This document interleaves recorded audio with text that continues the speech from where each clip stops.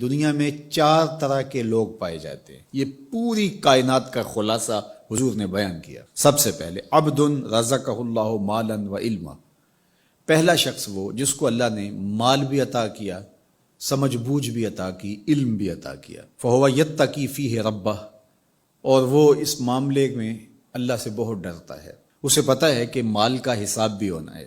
وَيَصِلُ فِيهِ رَحِمَهُ، صلہ رحمی کرتا ہے، اپنے غریب رشتہ داروں کا خیال رکھتا ہے، ان کی ضروریات کو پورا کرنے کی کوشش میں لگا رہتا ہے۔ وَيَعْلَمُ لِلَّهِ فِيهِ حَقًّا، اور مال میں جو اللہ کا حق ہے اس کو جانتا ہے کہ میں نے زکوٰۃ بھی ادا کرنی ہے، سائل کو بھی دینا ہے، محروم کو بھی دینا ہے، صدقہ فطر بھی دینا، اس کو اس کے حق کا بھی پورا پورا پتہ، اس میں کوتاہی نہیں کرتا۔ فَهَذَا بِأَفْضَلِ الْمَنَازِلِ، حضور فرماتے ہیں سب سے بہتر جگہ پہ کھڑا شخص اگر دیکھنا ہو تو یہ کھڑا ہے، جس کے اندر 2 خوبیاں ہیں، مال بھی اسے نصیب کیا گیا اور اس کو علم بھی عطا کیا گیا۔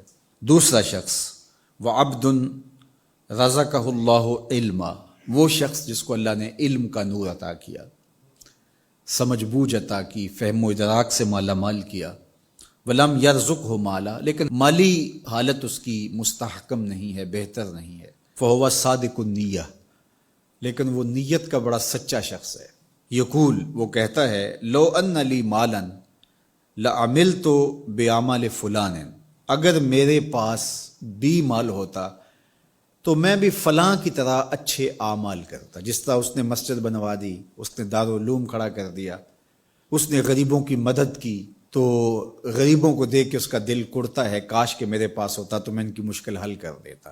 برہنہ پا لوگوں کو، برہنہ بدن لوگوں کو دیکھ کر کے وہ بے چین ہو جاتا ہے، بھوکوں کو دیکھ کر کے اس کے دل میں آگ لگ جاتی ہے، کاش میرے پاس کچھ ہوتا تو میں ان کو بھوکا نہ سونے دیتا۔ وہ سچی نیت کے ساتھ، اگر اس کے پاس ہو تو وہ ایسا کرے، سچی نیت کے ساتھ وہ یہ ارادے رکھتا ہے اور یہ آرزو کرتا ہے، کاش کہ میرے پاس ہوتا تو میں بھی یہ کرتا۔ اللہ کے محبوب علیہ السلام نے ارشاد فرمایا وہ اس مالدار عالم کے درجے پر ہے، فَأَجْرُهُمَا سَوَاءٌ، ان دونوں کا اجر برابر ہے۔ نامہ اعمال کھولیں گے تو دونوں کا اجر ایک جیسا لکھا ہوگا۔ اب تیسرا شخص دیکھیے، وَعَبْدٌ رَزَقَهُ اللَّهُ مَالًا، ایک وہ شخص ہے کہ جس کو اللہ نے مال عطا کیا، وَلَمْ يَرْزُقْهُ عِلْمًا، لیکن اس کو اللہ نے علم کی دولت سے مالا مال نہیں۔ فَهُوَ يَخْبِطُ فِي مَالِهِ بِغَيْرِ علم، تو اس جہالت کی وجہ سے وہ بہت خرابیاں کر جاتا ہے۔ لا يتقی فیہ ربہ، اور رب سے بھی نہیں ڈرتا۔ مال کی کثرت نے اس کی آنکھوں پہ پٹی باندھ دی ہے، عقل کل سمجھنے لگ گیا ہے اپنے آپ کو، تکبر، رعونت، غرور اس کی طبع میں داخل ہو گیا ہے، غریبوں کو حقیر سمجھنے لگ گیا ہے۔ ولا یصل فیہ رحمہ، اور صلہ رحمی بھی نہیں کی اس نے۔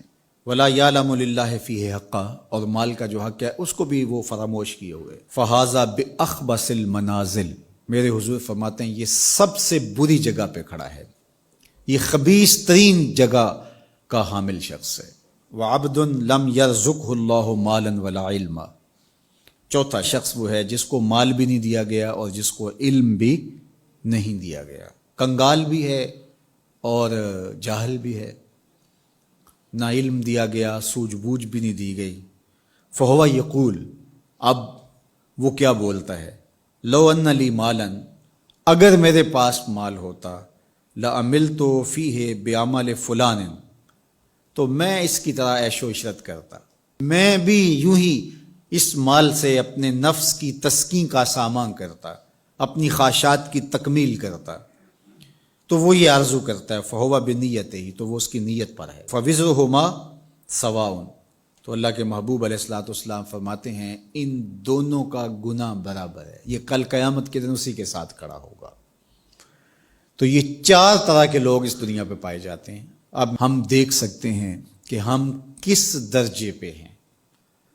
ہم کسی سے نہ پوچھیں، اپنے اندر سے پوچھیں اور پورے خلوص سے اپنے آپ کو ٹٹولیں کہ ہماری خواہشات کس طرح کی ہیں اور ہم ان میں سے کس مقام پہ کھڑے ہیں۔ اگر ہم پہلی جگہ پہ کھڑے ہیں تو مبارک ہے، دوسری جگہ پہ کھڑے ہیں تو پھر بھی مبارک ہے، لیکن اگر دوسری 2 جگہیں ہیں تو پھر فوراً ہٹ جائیے ان جگہوں سے اور اللہ کے حضور دعا مانگیے کہ اللہ ہمیں رزق حلال، رزق وسیع، رزق سہل، رزق مبارک، رزق فراواں عطا کر دے، اور اس رزق کے حق کو پہچاننے کی اور اس رزق کو تیری راہ میں خرچ کرنے کی توفیقات نصیب کر دے۔